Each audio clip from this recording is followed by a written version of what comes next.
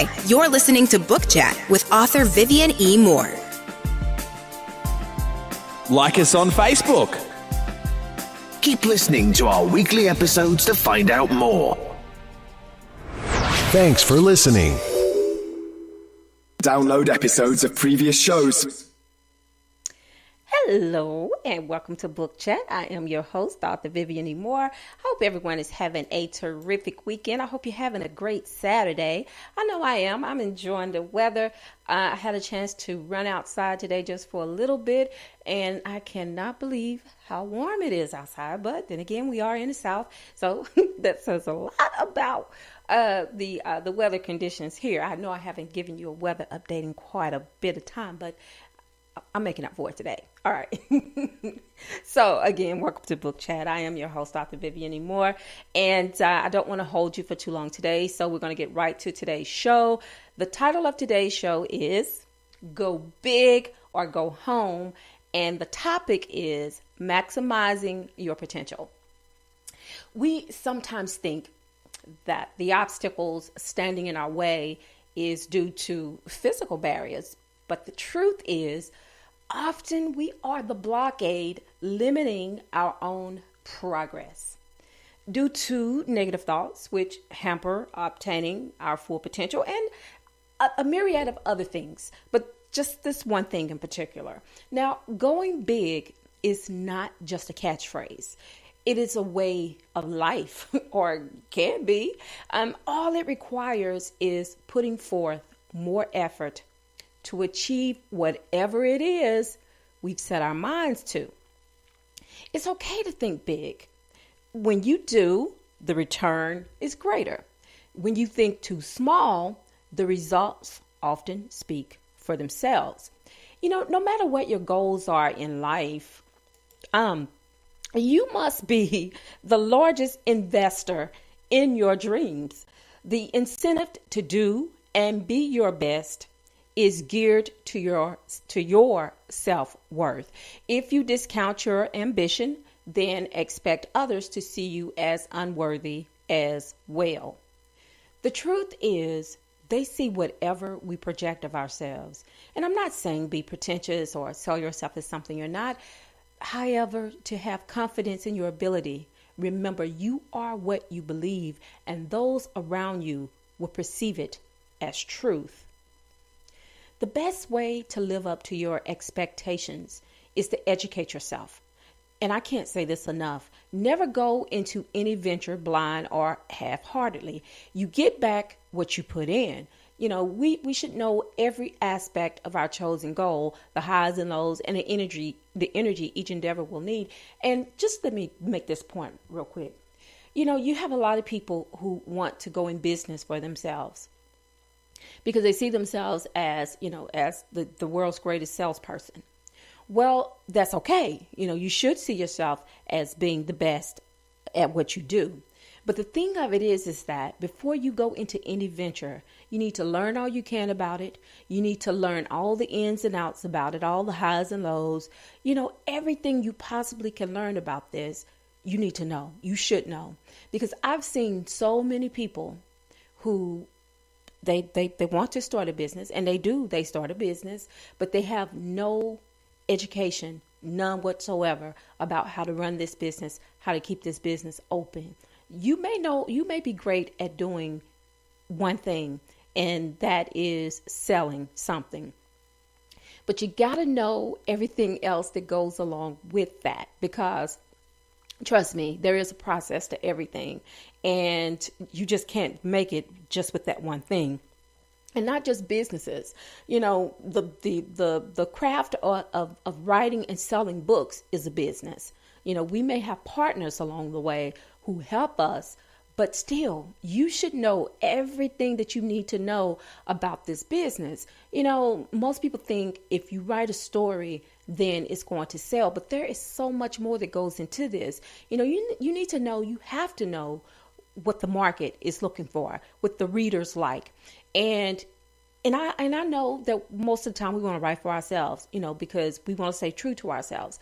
But the thing of it is that you can still stay true to yourself but be guided by what the market is telling you that they want to read, because you can be true to yourself and still fail. You can have a book that won't sell because this is what you wanted to write about and not what's selling, not what the readers want to read. So, that's why I say you have to know everything that's involved with whether it's writing a book, trying to sell it, running a business, whatever it is. You need to make sure that you have all your ducks in a row. And that's just the plain truth of it, I don't know if I said this anyway, but the best way to live up to your expectations is to educate yourself, and I will always say this. I will always stand by this because it's the truth. And the most challenging realities of any project is low engagement, low term thought, badly conceived ideas, poor management. These are all goal killers. It is important to stay focused, to see beyond today and believe you can achieve. And what I mean by low engagement is one of the things that you have to stay engaged in any project. In anything that you're doing, you can't just do it and leave it alone. You got to stay with it. That is one of the key points of being successful is you have to manage it. You got to stay on top of every single thing. And in order to do that, that means you have to stay engaged. You have to stay engaged with your project. You have to stay engaged with the people who you have over your project. You have to see it from the beginning, in the middle, and all the way to the end. And low-term thought is another goal killer. You can't just think about today. You just can't have that short sight. You got to see past. You got to see into the future, because if you can see it, you can achieve it. And this is the truth. So you can't just think about, okay, I just need to do this and, everything else, everything else will fall into place. It don't work like that. You have to see past that. You have to see future sales. You have to see future investments. You have to see future projects. All the things that you want to come to pass, you have to see, and you have to see further than just at the end of your hand. So you need to keep that in mind. Okay, another thing is badly conceived ideas, and we just talked about that, from a writing aspect of a business. When you are a writer and you want to write something that will sell, that's primarily the goal of most writers. They want people to read their books. Well, in order for people to read your books, you have to make sure that it's something that will engage them, that will keep them engaged, something that they're interested in, and not just you. Okay, so another thing is poor management. Okay, so we just talked about that, and all these things fall right in line with that. We see so many mismanaged so many businesses that fold because of mismanagement, poor management. So the same thing applies to your career. You can't have poor management if you want to have a successful career. You have to make sure, again, you stay engaged and apply all of these realities that I just shared with you. Make sure you do all of those things. All right. So reality checks are necessary. They really are. A lot of people go into projects and they don't have a single thought about what's real and what's not. Reality is something that reality checks is something that everyone should just stop and say, okay, is this realistic? Can I do this? Is this achievable? You have to make sure that you ask yourself all of these questions. You want to be straightforward with yourself first and foremost. You want to be real with yourself first and foremost. If you go into any project and you don't have any idea what you're doing, let me just tell you, it's going to fail. A lot of people fly by the seat of their pants, but they have other people in their corner that's making sure that they are successful. But I'm primarily talking to people who are getting from the floor, the ground up, starting up by themselves, trying to get somewhere. So you need to make sure that that your goals are attainable and that they are real goals and not just something that you just made up. Because after all, none of us have supernatural gifts.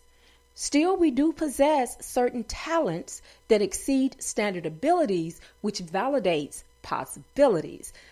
Possibilities is something that is tremendously important, something that is tremendously great, because all things are possible when you believe, and it starts with you. You have to believe in yourself first and foremost. Most career-minded individuals share these common traits. They have passion, they have a strong work ethic, they have people skills, they have determination, they have creativity, they have competitiveness, and they are self-starters. All right, so with all of these traits, you cannot go wrong, because if you believe enough in yourself and you have passion enough to do it, then there you go.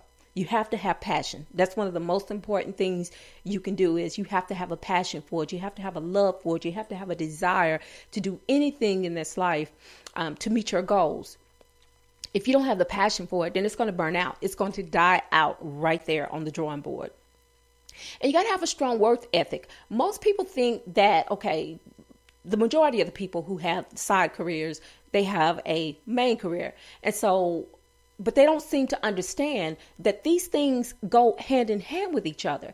Whatever your strong work ethic is on that primary career, it should cross over to your secondary career as well. You can't just say, well, okay, I'm going to just, I'm not going to work on this today. I'll work on it later. No, you can't have that. You have to have a strong work ethic. Just like you're going out there working 40 hours a week or however many hours a week you're working, you have a strong work ethic. You've always had a job. You always kept a job. You were always on time. You always followed the rules. Well, you have to do the same thing with your personal goals and your personal career. You have to have that same work ethic to make it work. All right. And people skills. Trust me, you have to have people skills. You have to be able to communicate with people, to tell them what you want, what you don't like, and the best way to do it is to, let me see, how can I put this? Well, let me see. People skills. Okay. So you have to learn how to talk to people, treat them the way you want to be treated. Learn how to communicate, because that is first and foremost the most important thing you can do, is learn how to communicate with people, how to interact with people, how to engage with people. Everybody should have this skill, because trust me, if you don't have it, then I'm sorry, you're not going anywhere. You have to, because at some point in time, you will have to depend on someone to help you do something. If you have no people skills, if you have no way to communicate your ideas, your thoughts, your plans, then I'm sorry, that's another, that's just dead. And you have to be determined. You have to have determination.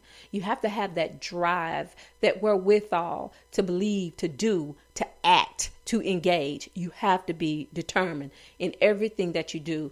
We all will face setbacks at some point in time. But the thing is not to let that setback hold you back. You have to keep going. You have to be determined. And creativity, that's another thing that is so important. You may not think about it, if you're not an artist or anything like that. But still, when you think about businesses and advertisement, these people are creative. They know how to get your attention. So it doesn't matter if you're telling a story, if you're a writer, still in advertising and in management, anything like that, anything that's geared toward the public, you have to be creative to gain attention and to hold attention. And competitiveness. A lot of people don't show good sportsmanship. Now, and I know the Super Bowl is this coming Sunday, and a couple of Sundays past, I watched a couple of the games. I'm not really into sports, but sometimes I'm forced to by my sons, because they commandeer my television. So either I watch it or I get up and leave and go to another room and watch something else. So, and I shall not be moved, because it's my house, it's my TV, my remote. I should have the power, but that doesn't always apply. But anyway, and I see the, the competitiveness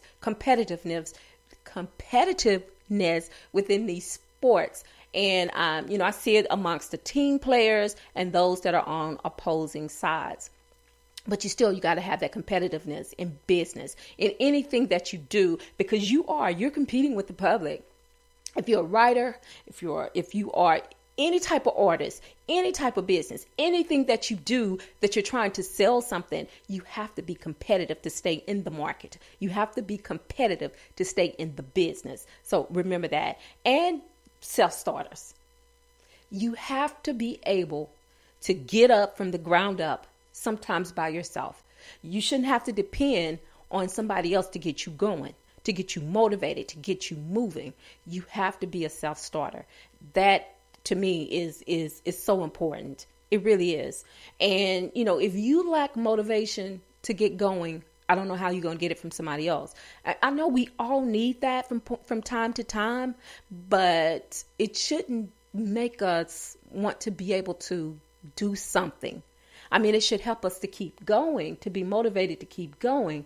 But if somebody has to motivate you to do something that you want to do and you're just too lazy to do it, then I'm sorry, that's not going to work either. Anyway, the gist of this whole story is you should never allow anyone to assess your worth, ability, or your goals. In a word, de-maximize your potential. Be strong in your beliefs, your ability, and your knowledge. Only you can set the pace to either go big or go home when you maximize your potential. All right, folks. So that is basically the show for today. And I hope that you got something worthwhile from today's show. I tried really hard to make sure that that what I spoke today was across the board, no matter what your profession is in life. I hope that it spoke to you in some small or, you know, some great way. But anyway, I hope that you found something useful for it. So anyway, tomorrow is the first Sunday, and I hope you're planning on going to church tomorrow and taking family, children, friends, neighbors, whoever. Take somebody with you. But before I let you go, what I want to do is give you a few of these URLs first. And if you'll get you something to write with and on, I'll go ahead and get these out to you right fast. Okay, so here we go. So, of course, the first one is to my Spreaker account, and that one is https://www.spreaker.com/user/author Vivian E. Moore. You can also follow me, like me, on Facebook. And that is https://www.facebook.com/Vivian Moore Author. You can also follow me, like me, on Twitter. My Twitter handle is God's Property 46. You can also follow me, like me, on Instagram, but it is by invitation only, and that is https://Instagram.com/God's Property 51. You can also check out my website, which is at https://VivianMoore.wixsite. That's WIXSITE.com/author Vivian Moore. And you can also follow today's blog. It'll be listed out there with, I'm sure, hundreds of more blogs that I put out there. But anyway, that one is https://VivianEmore.blogspot.com. And if you missed today's live show, you can always listen to it again on iTunes and iHeartRadio. And if you go to the Instagram or go to the Facebook page, those links are right there. All you gotta do is click on them, and there you go. All right, folks. So this is basically the show for today. Again, I hope you have enjoyed it. I have enjoyed listening to you. Make sure you tell somebody that you love them, because tomorrow is not promised. Today may be the only chance you get to say that. So I love you. I hope you love me back. Until the next time you hear my voice, God bless you and goodbye. If you enjoyed today's show, please head over to iTunes, give us a rating, and leave a review. Thanks for joining us